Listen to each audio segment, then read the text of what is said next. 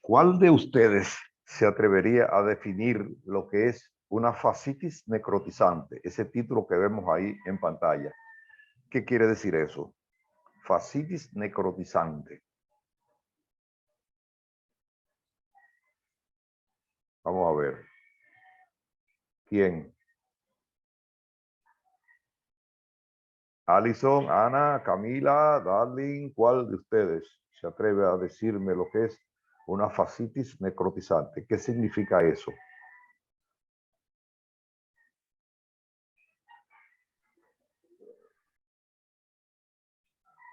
Si usted, Doctor, no es como una lesión de la piel, como las bacterias, eso. repíteme otra vez que tenía como eco. Repíteme otra vez, por favor. Es como, bueno, según lo que puedo asociar en la imagen. Sí, no, pero no es en la imagen, el título. Analice el título, no la imagen, porque la imagen, lo que se ven ahí son unos microbios que están muy grandes, como si fueran tan grandes que cupieran en la mano. Analízame el título. Esos microbios no son tan grandes, tú sabes. Fascitis vendría de Doctor, dónde? Dime. como cuando un virus o un organismo entra en la piel mediante una herida que tenga la piel. Exactamente. O sea, pero primero, ¿qué es fascitis? ¿Qué es una fascia? Es una infección, ¿no sería? ¿Un qué? Una infección. Una disección. Una infección bacteriana, doctor. Sí, es claro, es una infección bacteriana, pero primero vamos a ver qué es una fascia. Una fascia. Cuando tú dices fascia del temporal, fascia de tal, fascia del plantar, fascia, ¿qué es una fascia? No es lo que recubre el... ¿Es o es no como es? una tela que recubre el músculo. ¿Es o no es? ¿Es o no es? Que tú me dijiste no es, o yo te pregunto o es. ¿Qué es o no es?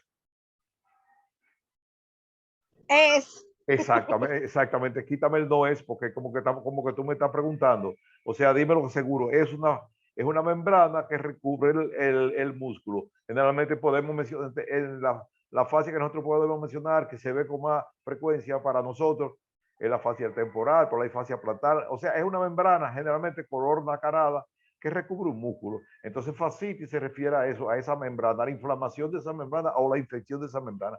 Y necrotizante, ¿qué quiere decir?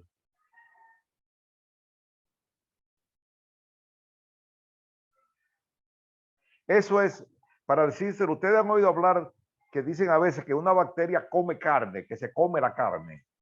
¿Han oído mencionar alguna vez esos términos? Le dio una infección a una bacteria que se comía la carne. ¿No habían oído mencionar eso? ¿Sí o sí? ¿Sí o sí o no? ¿Habían oído mencionar esa frase? Le dio una bacteria que se comía la carne. Bueno, vamos a seguir. Sí, doctor, yo lo he escuchado mencionar. Bueno, miren aquí, miren la fascia del temporal, que ustedes ven esa membrana blanca, de color nacarado, que recubre el músculo temporal. Mírenlo ahí. Eso es una fascia, mírenla ahí. Necrotizante quiere decir que hay una infección necrotizante, una infección que se muere, que se infecta y se muere, se necrosa. Exactamente, eso es una fascitis necrotizante. Entonces, ¿quién me lee lo que dice ahí, el texto que está ahí? Miren el dibujo, para que ustedes vean. Miren ese dibujo que es dramático. Mírenlo ahí. Bueno, léame. Dice, infección necrotizante o gangrenosa de etiología típicamente polimicrobiana o mucomicótica, que en forma característica produce necrosis masiva a la fascia subcutánea con erosión de los tejidos subdérmicos, pero sin afectar la fascia muscular ni el músculo. Bueno, es una definición. La fascitis necrotizante en principio se empezó a ver en las guerras, le llamaban gangrena de guerra, que era en condiciones de contaminación, en condiciones de poca higiene. Fue cuando empezó a verse. Vamos a ver, casi siempre tiene como agente causal el estreptococo tipo A. Pero como dice ahí, es polimicrobiana y puede haber hongo, puede haber muchos microorganismos que estén involucrados en el proceso. Este caso es un caso que me pasó a mí. Este no es un caso de libro, este es un caso que yo lo viví y duré casi como, vamos a decir, yo creo que como casi 3 meses duré con ese paciente interno en el hospital, con antibióticos y 80,000 cosas que iremos viendo en el desarrollo, porque fue un paciente que por suerte lo pudimos sacar bien, se salvó, pero dicen los libros que 1 de cada 3 se muere por fascitis necrotizante y 3 de cada 10 quedan con muchísimas secuelas. O sea, 1 de cada 3, oigan, la estadística es alta, se mueren. Miren aquí. Infecciones quirúrgicas específicas, infecciones no necrosantes, infecciones relacionadas con implantes. Puede ocurrir también a veces cuando le colocan implantes protésicos o en pacientes quirúrgicos. También, ¿qué es eso que se ve ahí?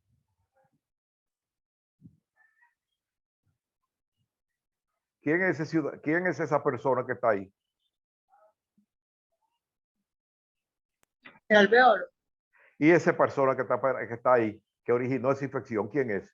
¿Es un zapato, una mano o un diente? ¿Qué es eso? Un diente, doctor. Ah, exactamente. Entonces, absceso submandibular. Fíjense como de un diente.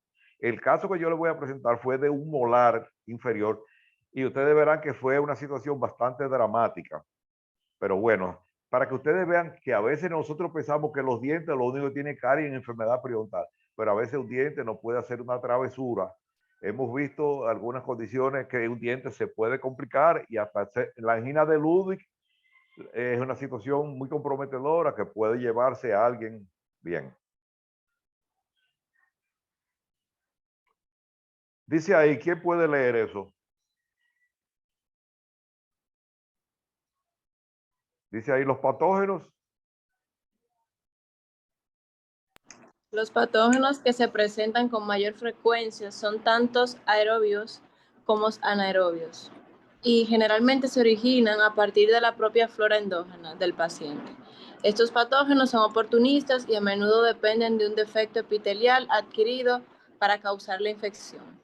Incluyen beta-hemolíticos, Estatrococo, neumonía, shigella, salmonella y vibrio cólera. O sea, son, como dijimos ahorita, era polimicrobiano. No era un solo agente que podía producir eso. Bien. Entonces, aquí dice, ¿usted sabe lo que son células heterótrofas? Heterótrofas y autótrofas. ¿Usted sabe lo que son esos? ¿Qué quiere esa clasificación? Heterótrofas. ¿Qué quiere decir eso? Un microorganismo heterótrofo. ¿Qué es eso?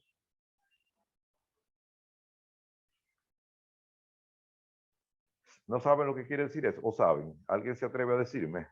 Bueno, eso, el concepto de heterótrofo se refiere a aquellos que dependen de otros nutrientes. Por ejemplo, nosotros somos heterótrofos porque nosotros no sintetizamos los elementos que necesitamos para comer. Sin embargo, hay bacterias que son autótrofas, que ellas mismas producen lo que necesitan para vivir.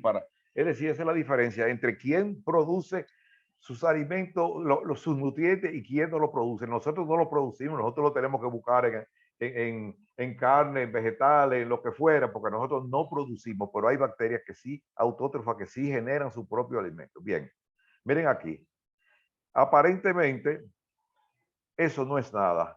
Pero mira cómo está poniéndose rojo, aumenta de volumen el cuello de la paciente. Y esa es una infección que fácilmente, si no le andamos rápido, como le dijimos al principio, 1 de cada 3 puede fallecer.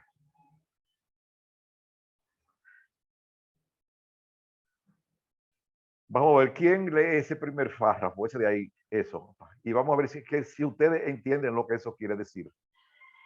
Eso, las infecciones. ¿Qué quiere decir ese concepto? Léanlo bien y analícenlo y razónenmelo. ¿Quién me puede explicar para que todos podamos entender qué quiere decir ese primer párrafo?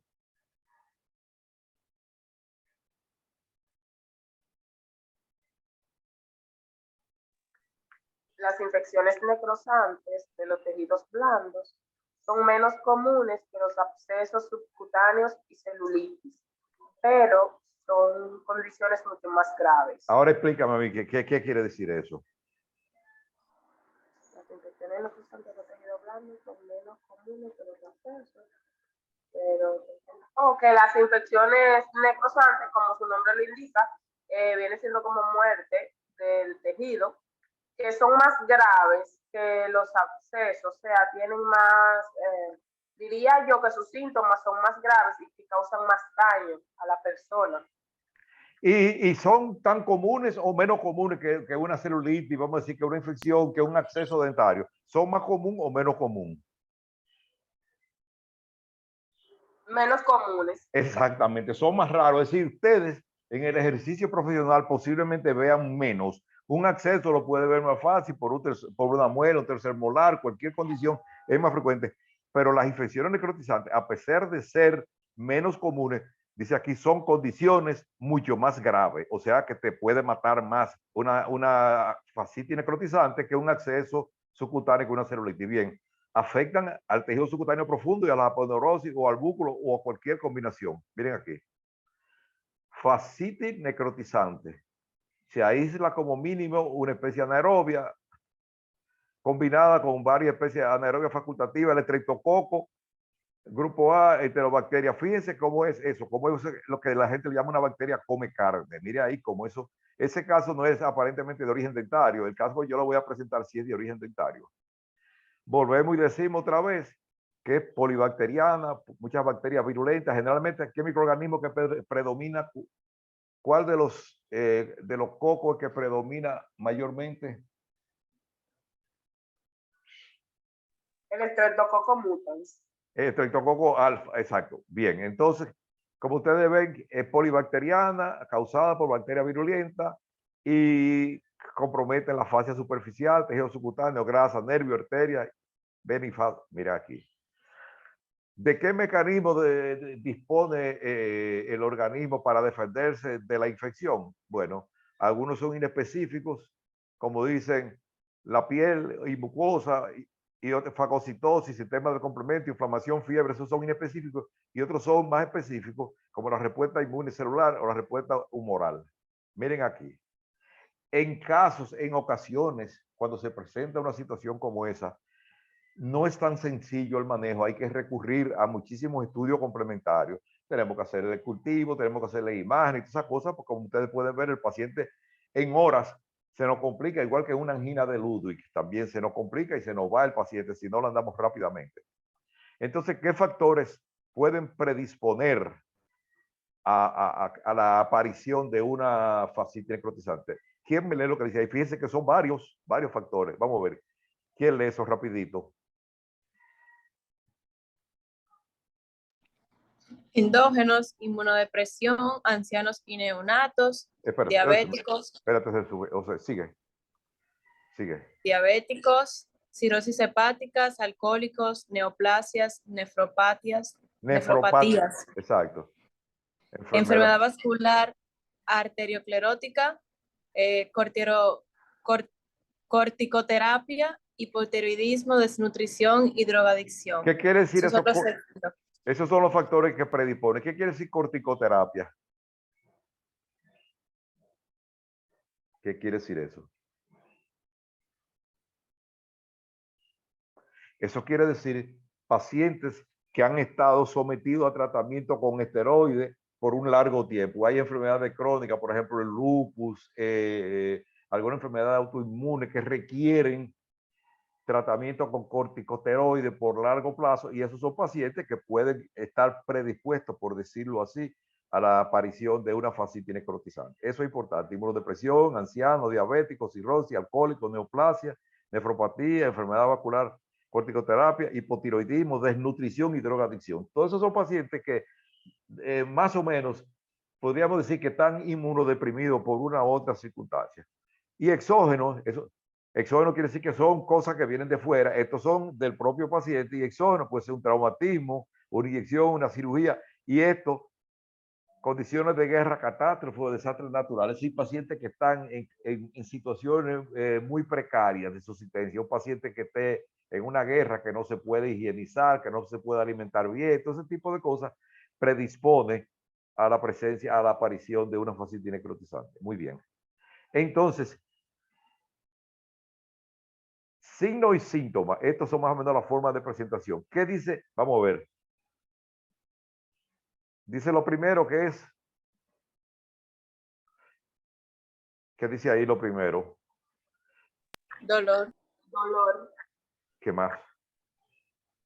Edema oscuro, con apariencia moteada, que progresa al esfacelado dérmico.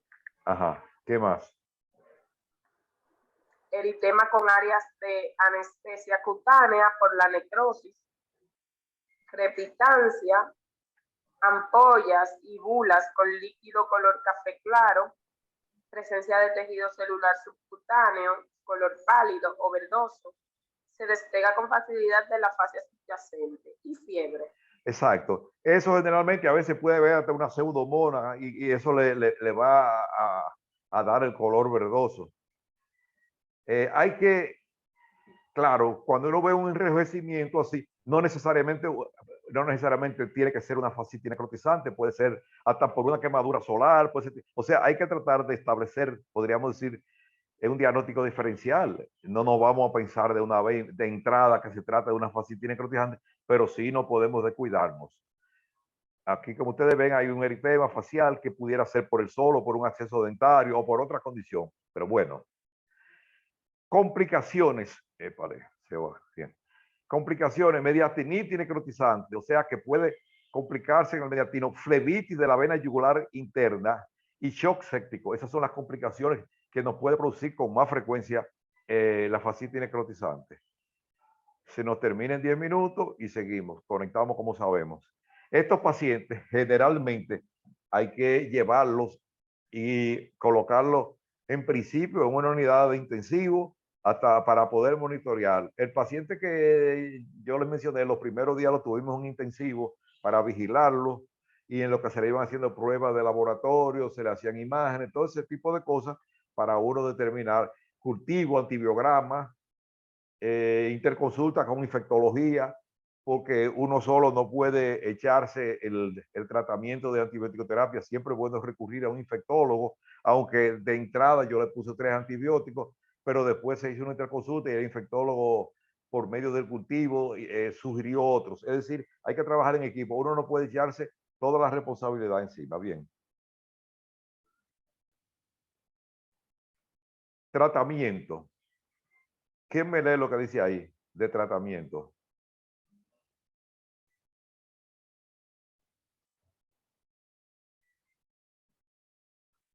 ¿Qué dice ahí? Estas infecciones Requieren de... Vamos. Vamos, dale. Estas infecciones Estas infecciones requieren de tratamiento muy rápido y repetido, junto con las alteraciones de apoyo en la unidad de cuidados intensivos, UCI, y el apoyo sistemático. Desbridamiento de todo el tejido necrótico debe hacerse con prontitud. Se debe hacerse con prontitud, con desbridamiento repetitivo programada cada 24 horas o antes, si así lo indica el deterioro clínico. Y el siguiente es oxígeno hiperbárico. ¿Usted sabe lo que es oxígeno hiperbárico? ¿Qué es eso? Oxígeno hiperbárico se refiere, son cámaras que vamos, creo que hay una foto ahí que está puesta, en la cual hay altas concentraciones de oxígeno y eso ayuda por lo menos a eliminar las bacterias que requieren de oxígeno para su nutrición. O sea, ¿cómo se llaman las bacterias que necesitan del oxígeno para sobrevivir? ¿Cómo se llaman? Son microorganismos aeróbicos. Entonces, con esto, en algunos casos, en el caso mío que yo le estoy presentando, no se requirió oxígeno hiperbárico, pero en algunas ocasiones, para ayudarse, se puede introducir al paciente en la cámara de oxígeno hiperbárico, que eso también se usa para personas que sufren de compresión, que hacen submarinismo y hacen embolia gaseosa, también se utiliza. Hay varias condiciones Yo utilicé una vez oxígeno hiperbárico con un paciente con una osteomielitis de la mandíbula que no cedía a nada, no cedía a ningún antibiótico ni nada, y lo mandamos a dar tratamiento de oxígeno hiperbárico. Son alternativas que hay que tenerlas pendientes para usarlas cuando fuera necesario. Muy bien. Este no es el caso de nosotros, pero más o menos eso es lo que se requiere, hacer desbridamiento de todo el tejido. El paciente que yo tuve lo desbridábamos 2 veces al día. Yo en la mañana y en la tarde, en la tardecita, lo desbridaba algún residente de cirugía u otro, o un interno, pero había que hacérselo todos los días porque eso se iba llenando de pus. Eso era increíble a la velocidad que eso caminaba. Vamos a verlo más adelante. Esta es una cámara de oxígeno hiperbárico. Como ustedes ven, esa paciente está encerrada ahí en un sitio que tiene oxígeno a muy alta concentración, y fíjese, se comunica con el doctor por un teléfono. Ella puede hablar y el doctor lo oye. Eso es una cámara de oxígeno hiperbárico. Es un recurso muy útil en algunos casos.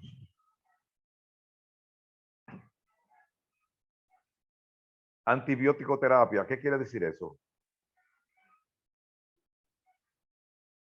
Terapia con antibióticos. Ajá, y que vamos a ver, léeme lo que dice ahí, a ver. Incluye Incluyen tratamientos empíricos triple, o sea, penicilina, clindamicina y aminoglucósido, o quinolona. quinolona, cuádruples, Vancomicina, metronidazol. vancomicina y metronidazol. Regímenes de antibióticos. Al iniciar el tratamiento antibiótico empírico, las combinaciones que incluyen el uso de altas dosis de clindamicina es altamente considerada. En casos de antibiogramas, imipenem, cilastina, neropenem, Cilastatina. cilastatina, ertapenem, tigleciclina y piperacilina. Piperacilina y taxobactam. Sí, son antibióticos, quizás ustedes no conocen algunos de ellos porque no sé si le habrán dado ya la farmacología, pero muchas veces esos antibióticos habitualmente no se usan a menos que uno no le toque la oportunidad de tener que trabajar con ellos. Como les digo, por eso siempre es bueno recurrir a la ayuda de un infectólogo para que nos dé algún soporte farmacológico en ese sentido. Miren aquí, bueno. Este es el caso clínico. Aparentemente no tenía razón. Lean una historia clínica resumida. ¿Qué dice ahí?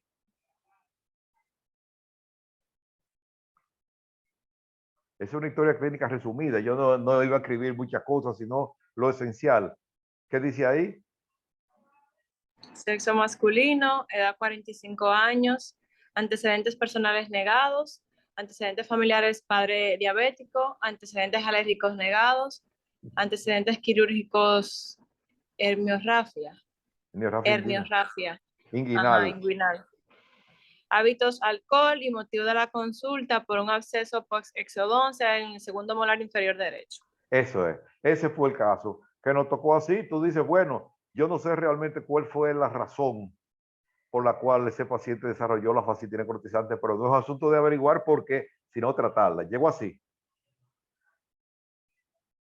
Dice ahí, ¿quién lee lo que dice ahí? Tumefacción fluctuante en la región mandibular derecha, dolor, signos de Silcius presente en la región mandibular derecha, submandibular derecha, región anterior y lateral derecha del cuello, olor fétido y exudado purulento intraoral. Así llegó el paciente. Esa foto, así llegó el paciente. Como ustedes ven, todavía no estaba iniciado el proceso, pero